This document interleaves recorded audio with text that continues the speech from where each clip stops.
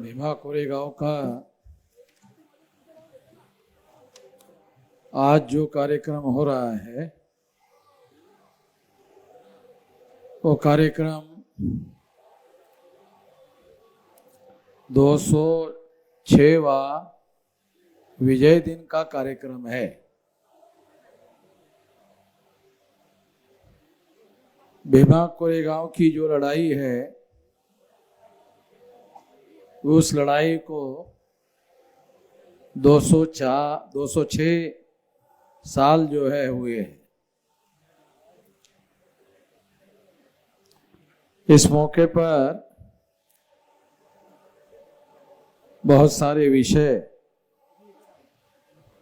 चर्चा करने के लिए रखे गए हैं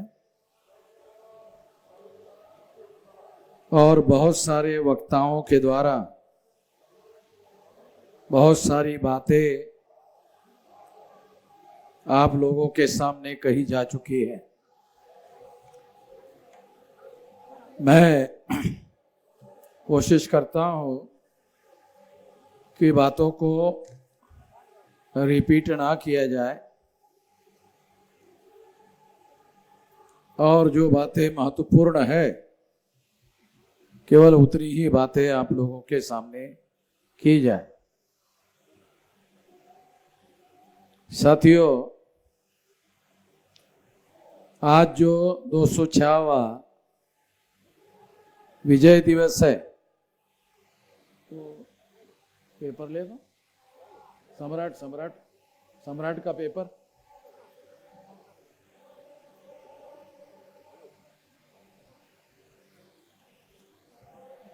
साथियों, ये जो 1927 को चौधार तालाब का जब सत्याग्रह हुआ था उस समय बाबा साहब अम्बेडकर ने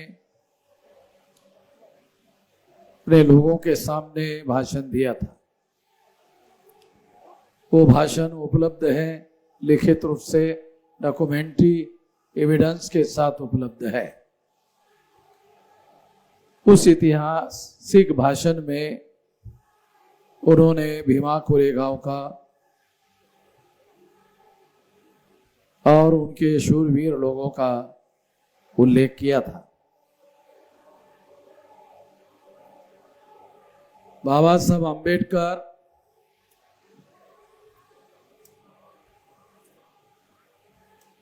वहां पर आते थे। भीमा कोरेगांव विजय स्तंभ को भेंट देने के लिए बाबा साहब अम्बेडकर वहां आए थे। अब की बार जब मैं वहां गया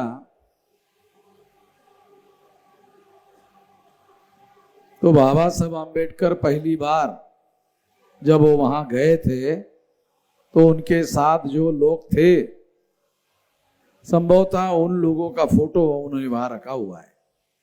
आप में से भी कुछ लोगों ने वो फोटो देखा होगा। ऐतिहासिक दृष्टि से ये बात प्रमाणित हो गई, क्योंकि कुछ लोग इस बात को जब कहा जाता है तो गलत कहते हैं। बहुत दुख के साथ कहना पड़ता है कि उनके परिवार के लोग ही कहते हैं, मतलब जो आज बचे हुए परिवार हैं वही कहते रहते हैं। कहना नहीं चाहिए मगर वही कहते रहते हैं। वो क्यों कहते हैं?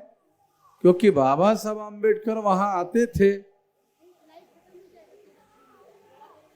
बाबा साहब अम्बेडकर वहां आते थे।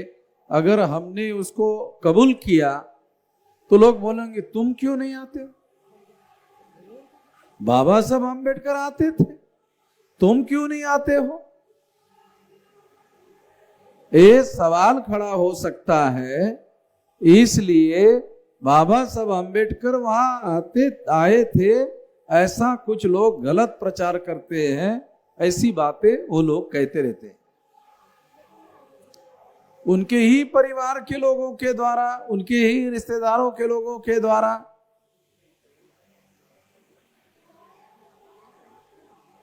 कि ये घटना कपोल कल्पित है, काल्पनिक है। ऐसा प्रचार उनके ही लोगों के द्वारा किया गया और इस वजह से यहां इसको विषय भी बनाया गया।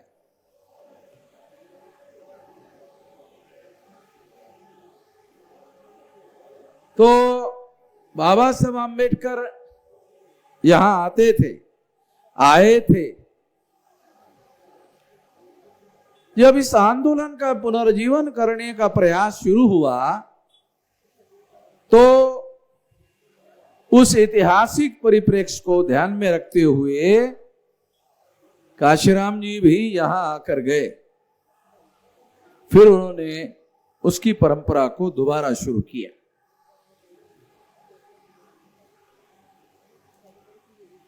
जब काशीराम जी आकर गए, परंपरा शुरू किया, तो उस परंपरा को हमने बड़े पैमाने पर लोगों को मालूमात हो, इसके लिए मैंने सारे देश भर में 51,000 कार्यक्रम लगाने का अभियान चलाया और 365 दिन तक चलाया, साल भर चलाया। तब लोगों को मालूम हो गया और फिर उसके बाद से यहां लोगों ने लंबी लाइन लगाकर आना शुरू हुआ। तो जब 11 बजे मैं आया था तो लोग आ रहे थे। अब कितना बज गया? 5:30 बज रहे, अभी भी आ ही रहे। ये जो जा रहे हैं वो 11 बजे में आया था तो वैसे ही आ रहे थे, अभी वैसे ही आ रहे हैं और जा भी रहे हैं। तो अब लोगों को ये जानकारी हो गई और लोगों ने आना शुरू किया। इतने भर से ये काम नहीं होगा कि लोग आ गए, इससे काम नहीं होगा। इससे क्या होगा? आए और गए, इससे क्या होगा? भक्ति हो जाएगी। इससे क्या होगा? अगर इतना ही हुआ तो क्या होगा? भक्ति हो जाएगी। और भक्ति में क्या होता है? ऐसा होता है, बाकी कुछ नहीं होता। और जब आदमी ऐसा करता है, जो थोड़ा बहुत है वो भी बाहर निकल जाता है, तो होता नहीं है, और जो है वो भी बाहर निकल जाता है। तो केवल इतने भर से काम नहीं चलेगा। इस दिमाग में कुछ बौद्धिक बातों की खुराक जो है डाली जानी चाहिए। ये बहुत महत्वपूर्ण बात है। इसलिए ये कार्यक्रम हर साल हम लोग यहां पर लोगों के लिए बौद्धिक काम भी होना चाहिए। इसलिए बौद्धिक काम करने के लिए कुछ विचार लोगों के दिमाग में जाना चाहिए। इसके लिए निरंतर हम लोग ये काम लगातार कर रहे हैं। अभी जो महाराष्ट्र में भाजपा की सरकार है, भाजपा की सरकार का मतलब है आरएसएस की सरकार है। उन्होंने सम्राट पेपर में विज्ञापन दिया। ये पेपर है, इसमें विज्ञापन दिया शौर्य दिन है। ये पेपर में पूरी पेपर जाहिरात है और उसका टाइटल है शौर्य दिन।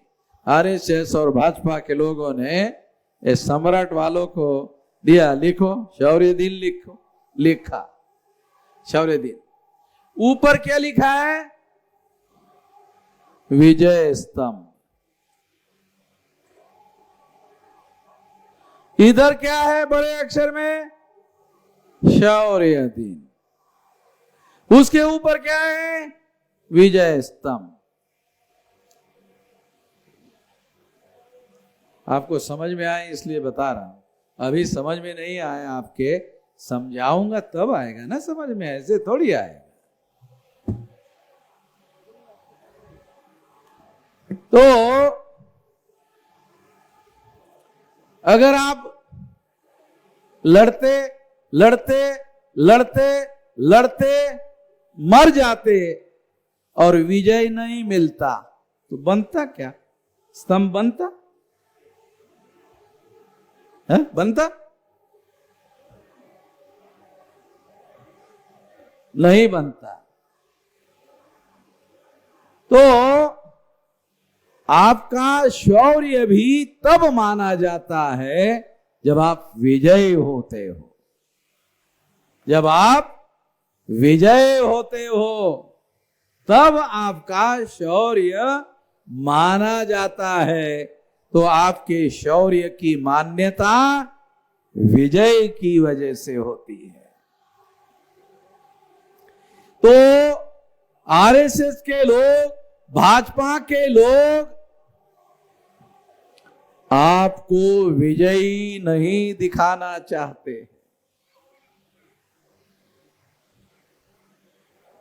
आपको विजयी नहीं दिखाना चाहते हैं और पैसा देकर विजयी दिखाएंगे। इतने तो गधे नहीं है।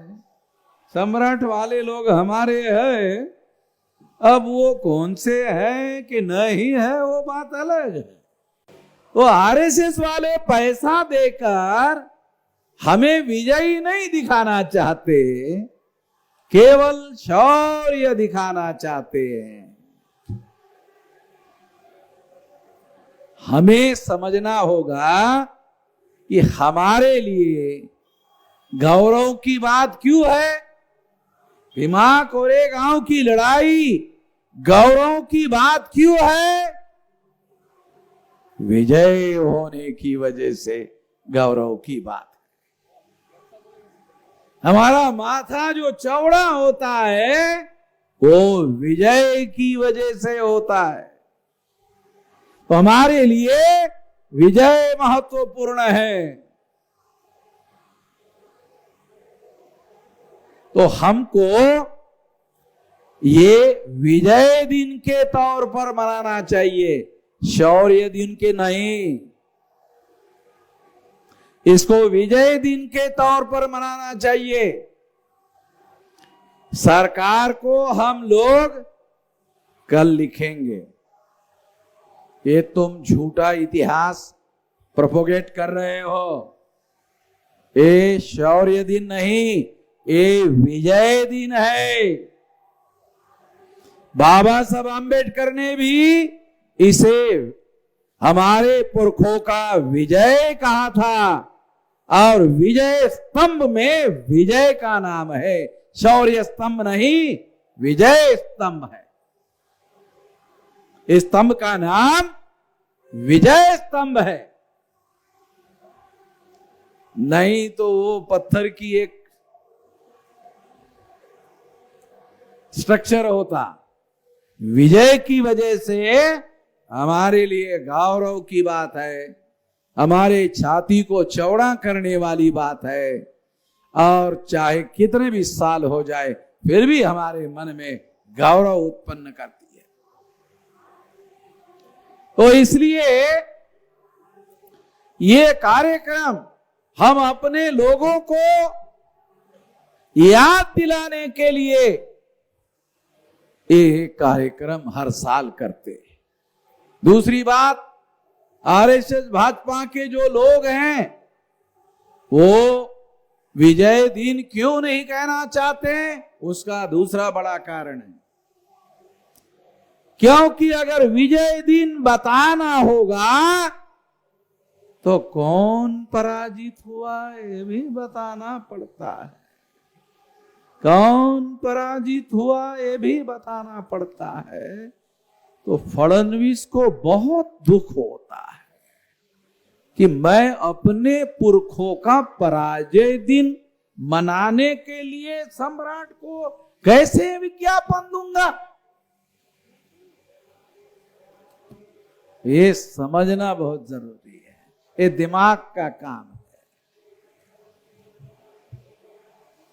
तभी बात समझ में आती है। तो आरएसएस भाजपा के लोग ये नहीं बताना चाहते हैं कि भीमा कोरेगांव में पेशवा ब्राह्मणों का पराभव हुआ। काशीराम जी ने ऑपरेस इंडिया नाम के अखबार में लिखा था, उसका टाइटल था हु इज अ पेशवा ब्राह्मण। लिखा था, रिकॉर्ड में लिखा हुआ है, हु इज अ पेशवा ब्राह्मण। तो उन्होंने जवाब में लिखा कि ये जो पूना ब्राह्मण है ये पेशवा ब्राह्मण है। हु इज अ पूना ब्राह्मण, ये पेशवा ब्राह्मण है। और दुनिया के इतिहास में नीच लोग बहुत हुए हैं, दुनिया में नीच बहुत हुए हैं। अरे बाप रे बाप, नीच लोगों की बहुत गिनती नहीं की जा सकती। इतना नीच लोग हुए पैदा दुनिया में। पेशवाओं के जैसा नीच लोग, वो नीचता में सम्राट है। पेशवा जो है वो नीचता के सम्राट है, क्योंकि उन्होंने हमारे लोगों के पीछे झाड़ू लटकवाया और गले में मटका लटकाया ताकि हम थूक भी जमीन पर ना सम, और धूप में हमारे लोगों को बाहर निकलने के लिए मनाई थी। क्यों? धूप में हमारे लोगों की छाया पड़ती थी और कभी कभी छाया लंबी हो जाती थी। आदमी अगर 6 फीट का है तो उसकी 12-15 फीट की लंबी छाया होती थी, और कभी कभी छाया पर उनका पैर पड़ जाता तो उससे उनको बहुत बुरा लगता था। तो धूप में उन लोगों को घर के बाहर निकलने के लिए भी अलाउ नहीं था। ये केवल अछूत लोगों का मामला नहीं था। पेशवा राज शूद्रों के भी विरोध में था। पेशवा राज शूद्रों के भी विरोध में था। पेशवा राज 3 वर्णों के विरोध में था। क्षत्रिय वर्णों के विरोध में था, वैश्य वर्णों के विरोध में था, शूद्र वर्णों के विरोध में था। अछूत तो शूद्र नहीं होते हैं, उनके भी विरोध में था। तमाम लोगों के विरोध में था। और पेशवा ब्राह्मण्स ये घटिया किस्म के दुनिया के सबसे नीचता के सम्राट लोग थे। और इसलिए जब ये नीचता में सम्राट थे, इन लोगों का पराजय किया था। इन लोगों का पराजय हमारे पुरखों ने किया था। ध्यान रखने की बात है, ऐसे लोगों का पराजय किया था। ये बात उनको मानना पड़ता, आरएसएस के लोगों को, भाजपा के लोगों को, कि हमने ये नीचता का काम किया। इसलिए वो बात छुपाना चाहते हैं, और इसलिए उनका एजेंडा है छुपाने का, हाइड करने का उनका एजेंडा है, छुपाने का, हाइड करने का एजेंडा है आरएसएस का, ब्राह्मणों का। इसलिए मेरा एजेंडा है खुला करने, मेरा भी एक एजेंडा है खुला करने का। अगर उन्होंने हाइड किया तो मेरा भी एजेंडा है हाईलाइट करने का, हाइड एंड हाईलाइट। उनका हाइड करने का, मेरा हाईलाइट करने का। तो इसलिए ये बात हम लोग कह रहे हैं, ये बात हमारे लोगों को समझ में आना चाहिए। हम किसी विचारधारा की बात कर रहे हैं, ये बातें मैं आप लोगों को विचारधारा के अंतर्गत बता रहा हूं। तो यहां केवल चलने फिरने के लिए, आने के लिए हम ये कार्यक्रम नहीं कर रहे हैं। तो यहां पर आकर हमको विचारधारा मिलनी चाहिए। हमारे पुरखों की लड़ाई हमें आगे बढ़ानी है, और इसलिए ये कार्यक्रम हम लोग कर रहे हैं, और ये कार्यक्रम आगे भी हम लोग करते रहेंगे। साथियों, ये जो आरएसएस के ब्राह्मण लोग हैं, अभी आजकल देश भर में चर्चा चल रही है कि 22 तारीख को अयोध्या में राम मंदिर का क्या होगा? उद्घाटन होगा। तो ऐसा बोल रहे हैं, प्रचार चालू है। तो इसलिए मैं आपको बताना चाहता हूं, ये जो राम मंदिर का उद्घाटन करना चाहते हैं, वो जमीन हमारी है। बुद्ध वहां 16 साल रहे, वहां उन्होंने 16 साल तक वर्षावास किया। 3000 भिक्षुओं को ट्रेनिंग देने का कार्यक्रम उस जगह पर चलता था। जब खुदाई हुई तो बुद्ध के अवशेष और मूर्तियां मिली। बुद्ध के अवशेष और मूर्तियां मिली, राम का कुछ नहीं मिला। तो राम कहां है? राम रामायण की किताब में है, जमीन में नहीं है। रामायण की किताब में है। वैसे बुद्ध पूर्व काल में, ये भी एक इतिहास आपको बताता हूं, ये हिस्टोरिकल बात है। बुद्ध पूर्व काल में जातक कथाएं रिकॉर्ड में लिखी हुई है। उस जातक कथा में एक जातक कथा का नाम दशरथ जातक है। एक जातक कथा का नाम दशरथ जातक है, पाली भाषा का। ब्राह्मण लोग प्रचार करते हैं संस्कृत भाषा सारे दुनिया की भाषाओं की जननी है। ये सबसे बड़ा झूठ है। जो दुनिया के भाषा शास्त्री है, पाली और प्राकृत भाषा भारत की तमाम भाषाओं की जननी है, ऐसा सारे ब्राह्मण छोड़ के जो सारे पंडित लोग हैं, विद्वान लोग हैं, वो इस बात को मानते हैं। तो दशरथ जातक में जानते हो क्या है? दशरथ जातक में क्या है? दशरथ जातक में बोधिसत्व राम है। बोधिसत्व राम, बात समझ? ये ब्राह्मण लोगों का जो अयोध्या वाला जो राम है ना, ये चतुर्वर्णी राम। ये आप लोगों को समझना होगा। ये चतुर्वर्ण का पुनर्जीवन करना चाहते हैं, इसके लिए तो राम मंदिर ला रहे हैं। इसलिए आपको ये इतिहास बता रहा हूं। दशरथ जातक रिकॉर्ड में दस्तावेज है, लिखा हुआ है, पाली भाषा में है, और उसमें दशरथ जातक में बोधिसत्व राम है।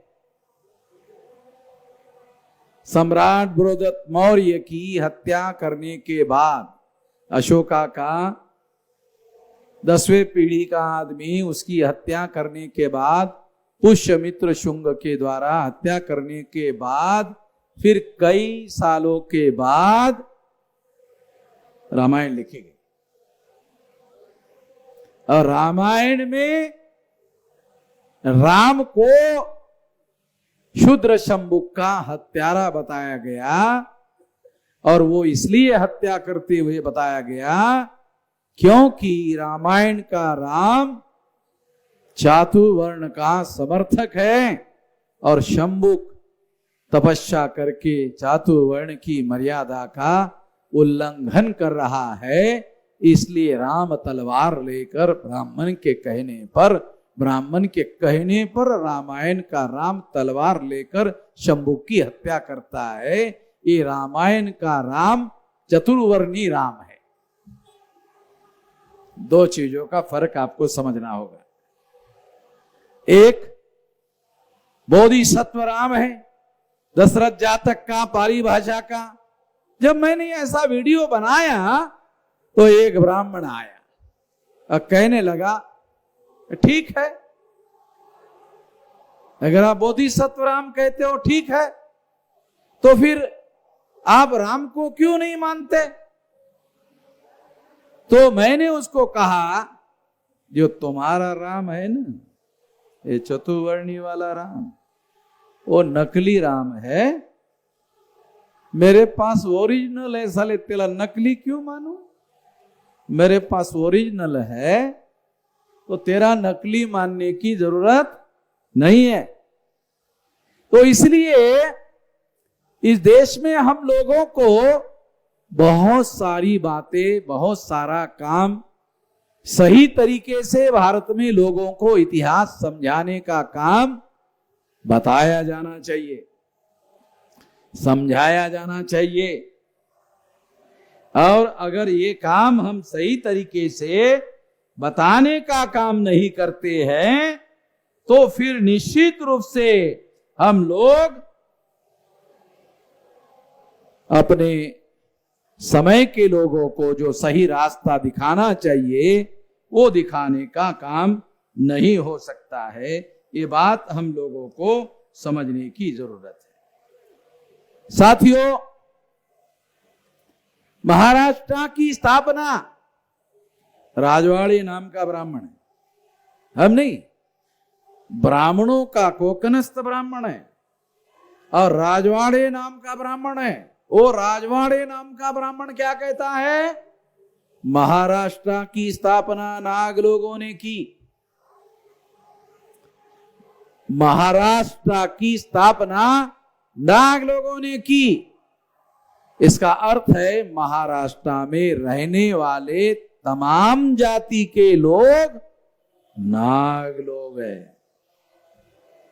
ध्यान रखो, महाराष्ट्र की स्थापना नाग लोगों ने की। आपको सुनकर हैरानी होगी, हमारे लोगों के नाम में नाग शब्द होता है। आज भी गांव में बहुत सारे ऐसे लोग हैं जिनके नाम में नाग शब्द है। आप सुनकर हैरान हो जाओगे, अरे आदमी तो आदमी, महिलाओं के नाम में भी नाग है।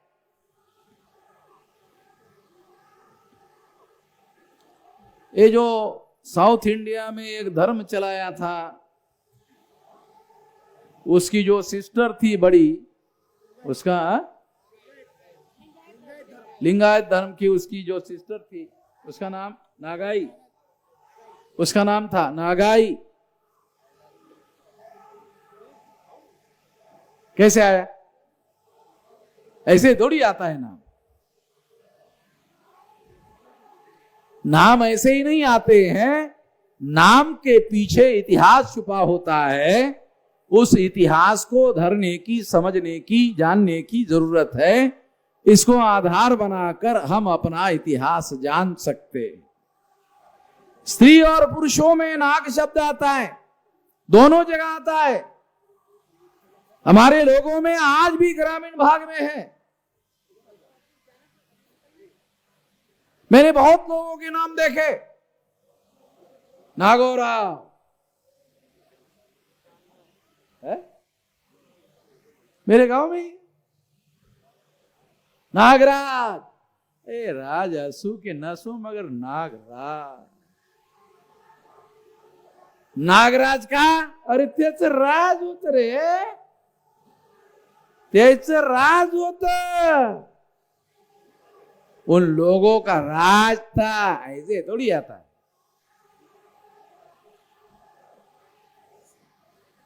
तो इसलिए ये नाम में भी इतिहास है हमारा।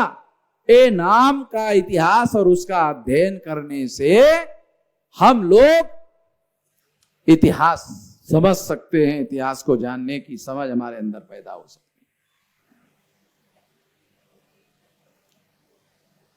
है। ये जो पंढरपुर का मंदिर है, उससे एक बात, बहुत महत्वपूर्ण बात मैं आपको बताता। आपको ये जानकारी होगी, अशोका ने 84,000 स्तूप और विहार बनाए। ये तो मालूम होगा, इतना तो मालूम होगा, ज्यादा नहीं तो इतना तो मालूम होगा। 84,000 स्तूप और विहार बनाए अशोका ने। इस तोड़कर ब्राह्मणों ने मंदिर बनाए, तोड़कर मंदिर बनाए, मंदिर बनाए,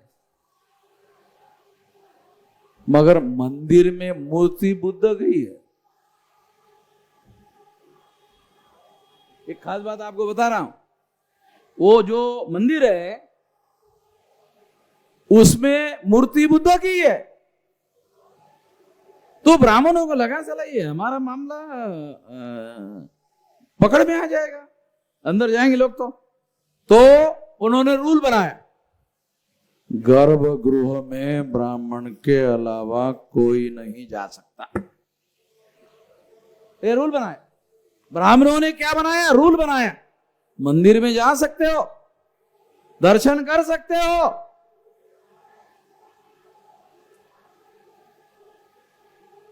तो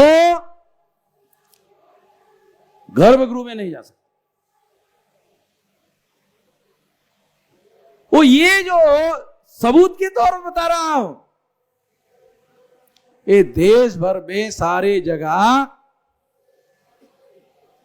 ये जो मंदिरों का उत्खनन और मंदिरों का सारा मामला अगर कहीं कहीं जगह पर हो रहा है, हर जगह पर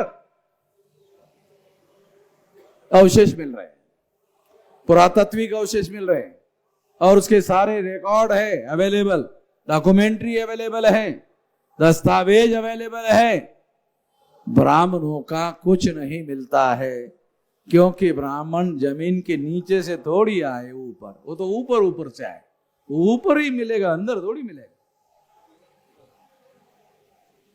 तो इसलिए, और सिंधु घाटी सभ्यता के डीएनए उपलब्ध हो गए। उस डीएनए के साथ ब्राह्मणों का डीएनए मेल कराया गया, उनका डीएनए उनसे नहीं मिला। सिंधु घाटी की सभ्यता के लोगों के डीएनए उपलब्ध हुए, ये हरियाणा का वहां भी उपलब्ध हुए, उसके साथ ब्राह्मणों का डीएनए का मेल कराया गया, ब्राह्मणों का डीएनए नहीं मिला। ब्राह्मणों का डीएनए नहीं मिला, इसका मतलब है उस समय की डेड बॉडी में अगर ब्राह्मणों का डीएनए नहीं मिला, इसका मतलब है ब्राह्मण उस समय तक यूरेशिया से भारत में नहीं आए थे, उसके बाद में आए। बहुत सारा इतिहास लोगों को पता चल रहा है, और उसको हम लोग विस्तार से बताने की कोशिश कर रहे हैं। ये जानकारी लोगों को बताया जाना, ये बात लोगों को समझाना बहुत ज्यादा जरूरी है। तो ये बात हम लोगों को ध्यान रखना होगा। तमाम बातें जो है हम लोगों को जानना है। फिर अगर मान लो कि पंढरपुर के गर्भगृह में अगर बुद्ध से ही संबंधित बातें मिल रही है, तो वहां जाने वाले जो लोग हैं, जिसको बाद में वारकरी कहा गया, वो लोग भी हमारे लोग हैं। ब्राह्मण 1000 किलोमीटर पैदल चलते हुए पंढरपुर को गया और वो वारकरी बना, असं काही उदाहरण आहे का रे? है असं काही उदाहरण? त्यावेळेला काही ब्राह्मण चालत गेला आणि वजन घटवलं त्यांनी विठ्ठलासाठी. बाबा साहब आंबेडकर पंढरपुर के मंदिर में गए, वहां मूर्ति को देखा, वो ताकतवर शक्तिशाली व्यक्ति थे तो ब्राह्मण कुछ कर नहीं पाए. गए, देखा, बाहर आए, उनको तो मालूम हो गया था बुद्ध की मूर्ति है. तो बाहर आकर भाषण किया बाबा साहब आंबेडकर. पांडुरंग ज्याचा रंग पांढरा आहे असा जो तो बुद्ध. पांडुरंग, विठ्ठलाचं एक नाव पांडुरंग पण है कि नहीं? महाराष्ट्रातले लोक, महाराष्ट्र के जो लोग हैं वो विठ्ठल को पांडुरंग भी बोलते. तो बाबा साहब आंबेडकर ने वो भाषण के भी अवेलेबल है, रिकॉर्ड में है. तो मैं आप लोगों को ये बताना चाहता हूं कि यदि महाराष्ट्र की स्थापना नाग लोगों ने की तो ब्राह्मण छोड़कर, महाराष्ट्र के ब्राह्मण छोड़कर सारी महाराष्ट्र की जो प्रजा है, क्षत्रिय, वैश्य, शूद्र, अतिशूद्र, ये सर्व ये सभी लोग नाग लोग. और ये सभी लोग नाग हैं. तो मैं आपको बताना चाहता हूं, यूरेशियन ब्राह्मण जब विदेश से भारत में आए तो यहां जो प्रजा थी वो नाग लोगों की प्रजा थी. जो नाग लोगों की प्रजा थी, इस नाग लोगों की प्रजा में से ब्राह्मणों ने 3 वर्ण बनाए. ये ब्राह्मण उसने जो प्रजा थी वो नाग प्रजा थी.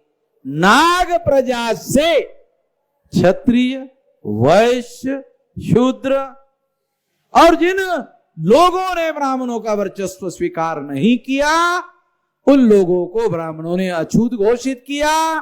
बाबा साहब आंबेडकर ने अनटचेबल नाम का ग्रंथ लिखा. उसमें लिखा, ब्राह्मणों ने बौद्ध लोगों को अनटचेबल घोषित किया. बाबा साहब का अनटचेबल का ग्रंथ पढ़ो तो आपको पता चलेगा. उन्होंने लिखा कि बौद्ध लोगों को अनटचेबल घोषित किया. और आज मुसलमानों के और क्रिश्चियनों के साथ ब्राह्मण लोग जिस तरह से व्यवहार कर रहे हैं, एक समय बौद्ध लोगों के साथ ब्राह्मणों ने यही व्यवहार किया था, जिससे बौद्ध अस्पृश्य बनाए जाने का कारण बना. वही व्यवहार मुस्लिम और सिखों, मुस्लिम और क्रिश्चियनों के साथ ब्राह्मण कर रहे हैं. और इस वजह से आज का नंबर मुस्लिम और क्रिश्चियनों को अछूत बनाने का अभियान ब्राह्मणों ने भारत में शुरू किया. तो मुसलमानों को और क्रिश्चियनों को मैं ये आगाह करना चाहता हूं कि अभी राज्य सत्ता की मदद से भूतपूर्व काल में बौद्ध लोगों को जिस तरीके से अछूत बनाने में ब्राह्मण कामयाब हुए, उसी राज्य सत्ता की मदद से ब्राह्मण मुसलमान और क्रिश्चियनों को अछूत बनाने के काम में लगे हुए हैं. और दोनों को सतर्क होने की जरूरत है. आने वाले समय में हम लोगों को ये जानना होगा, ये समझना होगा और जानकर समझकर हम लोगों को काम करना होगा। इसलिए साथियों, आप लोगों को ये बात मैं बताना चाहता हूं, समझाना चाहता हूं।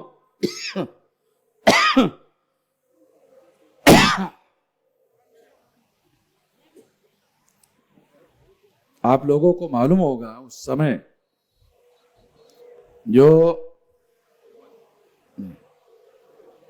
समय ब्राह्मण लोग देश में जब संभाजी राजा के साथ मुगलों की लड़ाई हो रही थी, संभाजी की और मुगलों की लड़ाई हो रही थी, जब मुगल लोग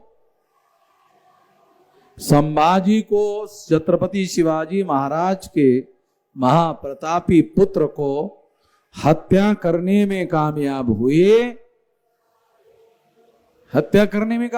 वो संभाजी महाराज मुगलों के पकड़ में ही नहीं आ रहे थे। पेशवा ब्राह्मणों ने मुगलों के साथ संपर्क किया और कहा, हम आपको संभाजी को पकड़वा कर देते हैं। पेशवा ब्राह्मणों ने संभाजी को मुगलों को पकड़वा कर दिया। इसका सबूत क्या है? अगर संभाजी को मुगलों ने परास्त किया तो पूना पर मुगलों का राज आना चाहिए था, मगर पूना पर मुगलों का राज आने के बजाय पेशवाओं का राज आया। क्यों? इसलिए आया कि संभाजी को हम आपको पकड़वा कर देते हैं, उसके बदले में हमें संभाजी का परास्त किया हुआ राज हमें देना होगा। ये समझौता मुगलों के साथ हुआ। उसके बाद ब्राह्मणों ने संभाजी महाराज को मुगलों को पकड़वाया और फिर मुगलों ने उसको मारा। ये इतिहास ये है सबूत। नहीं तो मुगल गधे थे, लड़ाई वो जीतेंगे और राज पेशवा को दे देंगे। गधे थे मुगल, है? गधे तो नहीं थे। समझौते के तहत हुआ। और फिर ये भी रिकॉर्ड अवेलेबल है, उन्हें चेतावनी देने का एक ऑर्डर निकाला हुआ है मुगलों ने, और चेतावनी में उन्होंने कहा, जर तुम्ही तुमच्यामध्ये आणि आमच्यामध्ये जो गुप्त समझौता झाला त्यावर हुकूम राज्य जर केलं नाही तर जी गत संभाजीची झाली ती गत तुमची केल्याशिवाय राहणार नाही। ये रिकॉर्ड अवेलेबल है। और ये बात मुगलों ने लिखित रूप से वार्निंग दिया, ये अवेलेबल है। ये सारी बातें इस बात को सिद्ध करती है। इसलिए हमें ये जानना होगा, हमें ये समझाना होगा। और ब्राह्मणों ने महाराष्ट्र के मराठा लोगों में ये जो झूठा प्रोपेगेंडा किया कि महाराष्ट्र में ये जो लड़ाई हुई और इस लड़ाई में पेशवा ब्राह्मणों को मारा, ये पेशवा ब्राह्मणों को नहीं मारा, मराठा लोगों को मारा। ये प्रोपेगेंडा ब्राह्मण लोग मराठा लोगों में करते, ये मराठा को मारा। अरे मराठा को नहीं मारा, क्योंकि ये पेशवाओं की फौज थी और उसका सेनापति बापू गोखले नाम का बामन था। उसका सेनापति का नाम क्या था? बापू गोखले। शिवाजी महाराज के समय में अलिखित नियम था, सेनापति ब्राह्मण नहीं हो सकता। ये रिकॉर्ड अवेलेबल है, देख लेना। शिवाजी महाराज के फौज का सिद्धांत था, ब्राह्मण कभी सेनापति नहीं होगा। और शिवाजी महाराज ने कभी ब्राह्मण को सेनापति नहीं बनाया। पेशवा ब्राह्मणों ने अपनी अलग फौज बनाई और फौज बनाते वक्त ध्यान रखा, मराठा ब्राह्मण लोगों के प्रति निष्ठावान लोग नहीं है, इसलिए मराठा को पेशवा ब्राह्मणों के फौज का सेनापति नहीं बनाया जा सकता। इसलिए पेशवा ब्राह्मणों ने बापू गोखले नाम का ब्राह्मण, अरे बामणानं काही तलवार चालवायची का रे? अरे काय मग बामणाला सेनापती बनवण्यावर तुम्ही जिंकणार कशाले? म्हणून हारला तुम्ही। तुम जो भीमा कोरेगांव में हारे, अरे तुम लोगों को तलवार चलाने का काम था क्या है? अति तलवार चलाने का काम हम लोगों का है। बामन लोगों के हाथ में तलवार चलाने का काम दिया। अरे ये कोई काम है क्या बामन का? इस वजह से हारे। बापू गोखले को सेनापति बनाया और मराठा को फौजी बनाने के लिए भी वो तैयार नहीं था।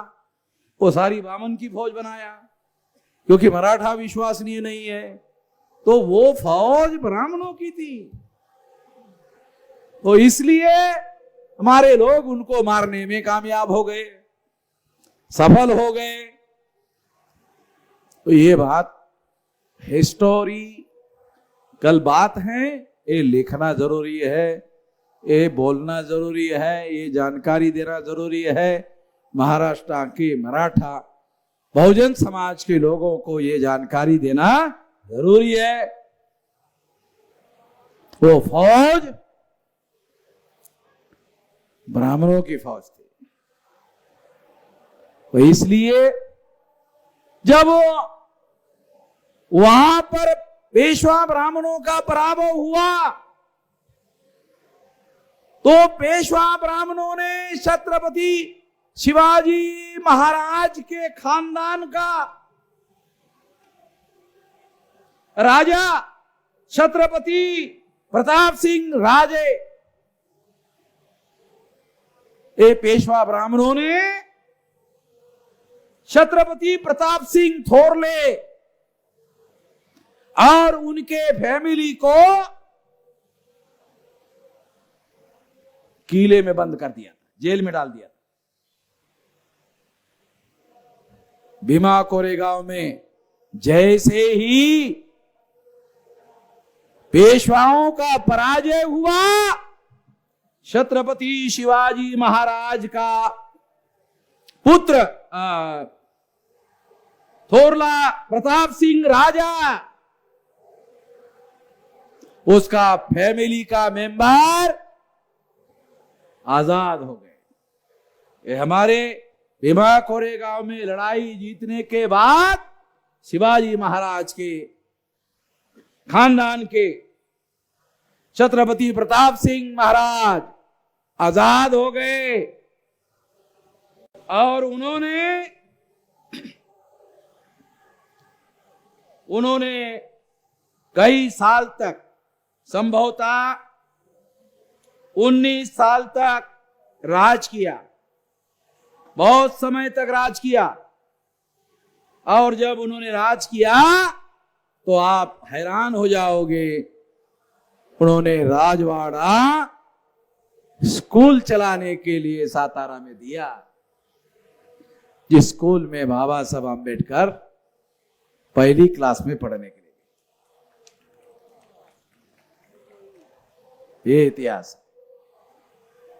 ये इतिहास हमारा है, हमें ही लिखना होगा, दूसरे लोग लिखने वाले नहीं है। तो भीमा कोरेगांव की लड़ाई एक केवल अछूतों को ब्राह्मणों के गुलामी से ही आजाद करने का मामला नहीं था, बल्कि शूद्र जो अछूत नहीं थे उनको भी आजाद करने का मामला था। इतना ही नहीं, छत्रपति शिवाजी महाराज के खानदान के प्रताप सिंह राजे को भी आजाद करवाया गया। और बाद में ब्राह्मणों ने इसी छत्रपति महाराज को वाराणसी में ले जाकर वहां उनको मारा। ये इतिहास। तो इससे हम लोगों को सबक सीखना चाहिए। और आज के समय में ये लड़ाई अगर लड़ना है और जीतना है तो उसका पहला मंत्र है लोगों को जागृत करो, फिर संगठित करो, फिर संगठित शक्ति का उपयोग और प्रयोग करो, और उपयोग और प्रयोग इस तरीके से करो कि अपना मकसद पूरा हो सके। इसके लिए संगठित शक्ति का निर्माण करो। इस काम में हम लगे हुए हैं। ये शारीरिक कार्य नहीं है, ये बौद्धिक कार्य है। इसलिए ये समझना जानना जरूरी है। इसलिए इस बात को सबक लेकर हम लोग भविष्य में काम करें तो ज्यादा बेहतर है। यही हमारा सबक है। इस मौके पर इतनी ही बात कहकर अपनी बात यहीं पर समाप्त करता हूं। आपने मेरी बात ध्यान से सुनी, इसके लिए आभार, धन्यवाद।